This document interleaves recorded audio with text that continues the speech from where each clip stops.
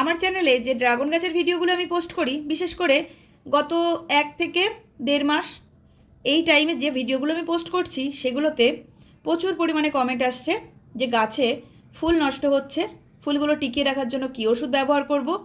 Dragon ফল ধরছে কিন্তু set হবার পর আবার নষ্ট হয়ে যাচ্ছে, ফলগুলো ছোট ছোট হচ্ছে, ফলগুলো বড় করার জন্য কী ওষুধ ব্যবহার করব, আর এই সময় গাছে কী খাদ্য দিতে হবে, গাছে বেশি পরিমাণ ফুল ফল আনার জন্য কী ওষুধ ব্যবহার করতে হবে। এই ধরনের কমেন্টে কিন্তু ভরে যাচ্ছে কমেন্ট বক্স।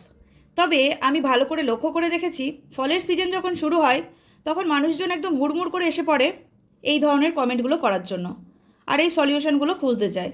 যেই ফলের সিজন শেষ হয়ে যায় এই ধরনের কমেন্ট খুবই কম আসে। তবে এই ধরনের চিন্তাটা এখন না করে একটু আগে করাই ভালো। ড্রাগন গাছে অফ সিজনে গাছের ঠিক করে পরিচর্যা নাও, তাহলে ফলের সিজনে চুপচাপ বসে ভালো রকম ফল পেয়ে যাবে। আমি কিন্তু ফলের সিজনে কোনো রকম ট্রিটমেন্ট গাছের জন্য করি না, শুধু বর্ষাকালে যাতে ফাঙ্গাস না লাগে তার জন্য স্যাপ পাউডার ইউজ করি, এছাড়া কিছুই করা হয় না। তবে ড্রাগন গাছকে খাদ্যের যোগান দিতে হয় ফলের সিজন শেষ হওয়া মাত্রই। ফলের সিজন শেষ হওয়া মাত্রই গাছের গোড়ায় আমি সরিষার খোল পচা জল দিতে থাকি 15 দিন বাদে বাদে, আর একবার পুরানো গোবর সার গাছের গোড়ায় দিয়ে দিই। এছাড়া কিন্তু আর কিছুই দেওয়া হয় না। আর ড্রাগন গাছকে অতিরিক্ত খাদ্য দিলে তোমাকে যে খুব ভালো ফল দিয়ে দেবে তা কিন্তু দেবে না। বেশি খাদ্যের যোগান কিন্তু ড্রাগন গাছের জন্য প্রয়োজন হয় না।